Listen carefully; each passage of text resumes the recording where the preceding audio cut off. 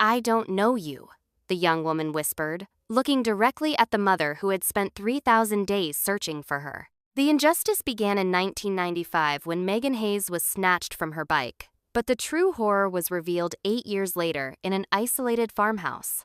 Megan had been reprogrammed to love her kidnapper and believe her past was a lie.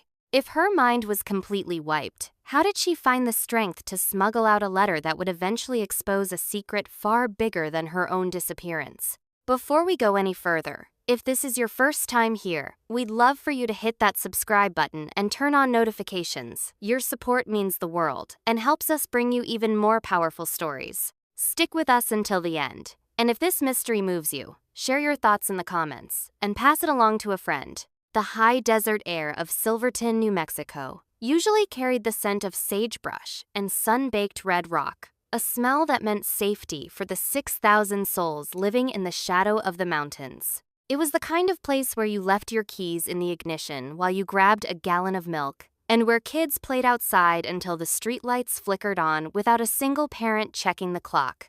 But on the 15th of June 1995, that peace didn't just crack. It shattered into a million jagged pieces. Megan Hayes was 12 years old, a girl with a blonde ponytail and a backpack that was always stuffed with library books. She had been begging her mother, Linda, for months to let her ride her bike home from school, arguing that she was finally old enough to handle the 10-minute trip alone. Linda had hesitated, a mother's instinct humming a quiet warning in the back of her mind. But Megan was responsible, and Silverton was supposed to be a sanctuary. Finally, she had said yes. For 3 weeks, the routine was perfect. School let out at 3:20, and by 3:30, the front door would swing open and Megan would drop her bag in the hallway with a heavy thud. But on that Thursday, 3:30 came and went in a silence that felt heavier by the second. By 3:45, Linda was pacing the kitchen, her hands trembling as she adjusted a bowl of snacks that no one was coming home to eat. By 4:04, she was on the phone with the school, only to hear the words that turn a parent's blood to ice. Megan had left on time. Linda didn't wait for the police. She jumped into her car and traced the route Megan should have taken, her eyes darting over every bush and every fence line. At 4:23, she reached the edge of town where Main Street bleeds into County Road 12, and there, in the dirt, she saw it. Megan's bike was lying on its side, the blue paint glinting under the harsh afternoon sun. Linda scrambled out of the car, her boots crunching on the gravel, and stopped dead. The front wheel of the bike was still spinning. A slow, rhythmic click-click-click that felt like a countdown to a nightmare. Megan's backpack was a few feet away, her school books scattered in the scrubland like fallen leaves, and her blue water bottle was discarded in the weeds. But Megan herself was gone.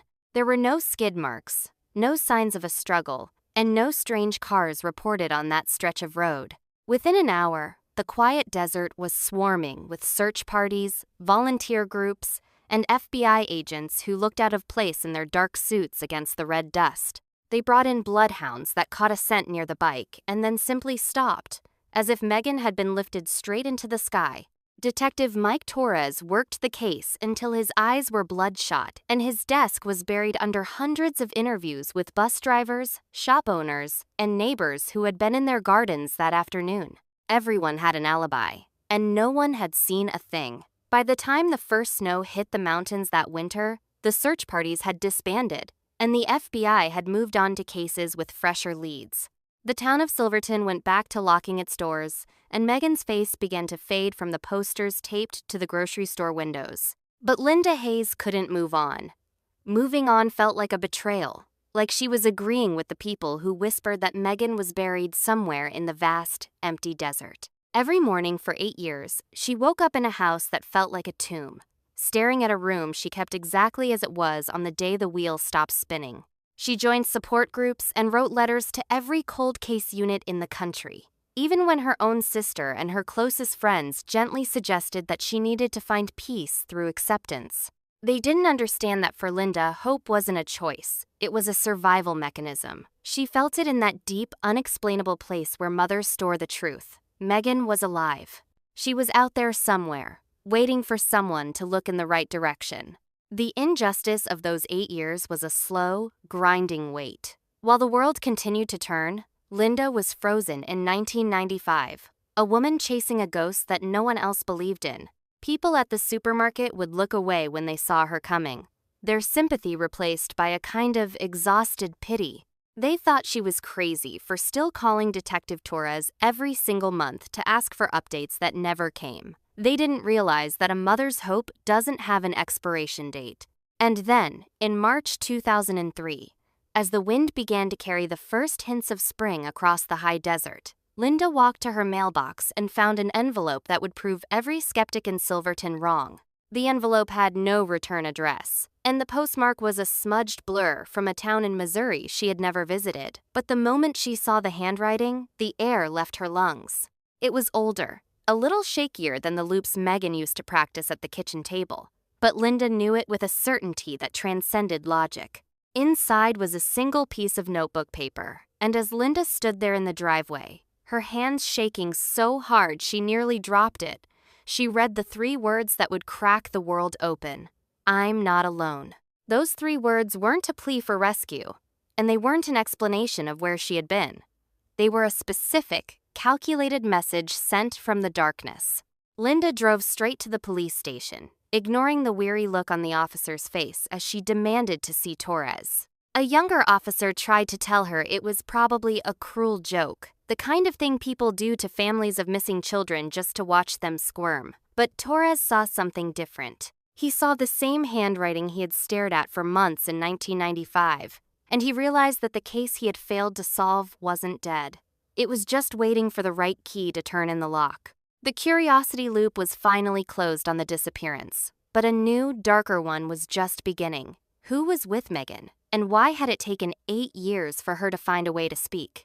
Detective Mike Torres didn't share the skepticism of his younger colleagues. He had lived with Megan's case file on his desk for nearly 3,000 days, and he knew that 3 words, I'm not alone, were too specific to be a random prank. While Officer Martinez argued that handwriting could be forged and that grief made people see ghosts, Torres saw a calculated move. He traced the smudged postmark to Branson, Missouri, a small town nestled in the Ozarks, 1,000 miles away from the high desert of New Mexico. But the real breakthrough didn't come from the post office. It came from a database. Torres began filtering the FBI's missing persons files, looking for girls Megan's age who had vanished under identical circumstances in 1995. He wasn't looking for bodies. He was looking for disappearances that had simply frozen in time. That's when a face flashed on the screen that made his stomach drop. Natalie Cooper. She was 12 years old, blonde and blue-eyed, a mirror image of Megan Hayes. She had vanished from Cedar Springs, Georgia, on the 22nd of August 1995, just 2 months after the spinning wheel was found in Silverton. The connection was a long shot until Linda Hayes decided she couldn't wait for official channels. She tracked down a phone number for Natalie's mother, Karen Cooper, in Georgia. When Karen answered, she sounded like a woman who had finally found a fragile peace with her tragedy. She told Linda that she had held a memorial service years ago, that she had accepted her daughter was gone to keep herself from losing her mind. But when Linda whispered those 3 words, I'm not alone, the silence on the other end of the line was deafening. Karen began to sob, a sound of pure, raw terror and sudden hope. She confessed a secret she had never even told her husband. 3 years earlier, in 2000, she had received a note too. It was a scrap of paper in an envelope with no return address, and it contained the exact same 3 words in her daughter's handwriting. Karen had hidden it in a box in the back of her closet, terrified that believing it was real would destroy the life she had tried to rebuild. The pattern had turned into a terrifying reality. 2 girls, same age, same look, snatched from small towns across the country in the same year, both sending the same cryptic message years apart. Torres called in the FBI, and Special Agent Rachel Martinez arrived in Silverton the next morning. They weren't just looking for a kidnapper anymore. They were looking for someone who had been playing a long game for 8 years. The agents began a surgical deep dive into property records in Branson, looking for anyone who had lived in both New Mexico and Georgia in the summer of 1995. Agent Chen hit the jackpot when he pulled up the file on Robert Sullivan, He was 43 in 1995 and had purchased an isolated farmhouse outside Branson in 1994. But the detail that chilled the room was his travel history. Sullivan had a traffic citation from Silverton, New Mexico, dated just 2 weeks before Megan vanished. He had another speeding ticket from Georgia, dated the 20th of August 1995, exactly 2 days before Natalie Cooper was snatched from the street. The injustice was staggering. This man had been hiding in plain sight, moving through these towns like a predator in a grocery store, while two mothers 1,000 miles apart were mourning the same loss. Sullivan had no criminal record, just a messy divorce and a history of psychiatric struggles. He lived on 40 acres of isolated land with no neighbors to hear a scream or see a strange face in the window. As the FBI organized a tactical team to hit the farmhouse, Linda and Karen sat in a living room in New Mexico, holding on to each other. They were two strangers, bound by a miracle and a nightmare. They didn't talk about what they would say to their daughters. They just watched the clock, waiting for the phone to ring with news that would either end their 8-year vigil or confirm their worst fears. At 6:47 p.m., the call finally came. Agent Martinez's voice was thick with emotion. "We found them. Both girls. They're alive." But as the relief washed over them, Martinez added a warning that made the air in the room feel thin. They were safe, but they weren't the girls their mothers remembered. They were 20-year-old women who had been living a lie so deep they didn't even know they needed to be saved. The raid on the Branson farmhouse didn't reveal a dungeon or a prison. It revealed a manufactured house of mirrors. When the FBI breached the doors, they found 2 young women who didn't scream for rescue. Instead, they recoiled in terror, shielding a man they called Dad. Robert Sullivan hadn't just stolen their bodies. He had systematically erased their minds. After losing his own daughters, Emily and Rachel, in a 1993 car accident, Sullivan had hunted for replacements that fit their descriptions perfectly. He had spent 8 years gaslighting Megan and Natalie, convincing them that their memories of New Mexico and Georgia were actually traumatic hallucinations from the accident that had supposedly killed their real mother. The reunion at the Springfield Medical Center was a scene of devastating psychological warfare. When Linda Hayes pushed open the door to Megan's room, she didn't find her 12-year-old girl. She found a 20-year-old stranger with wary emerald eyes who insisted her name was Rachel Sullivan. Linda sat by the bed, trembling, and laid out the artifacts of a stolen life.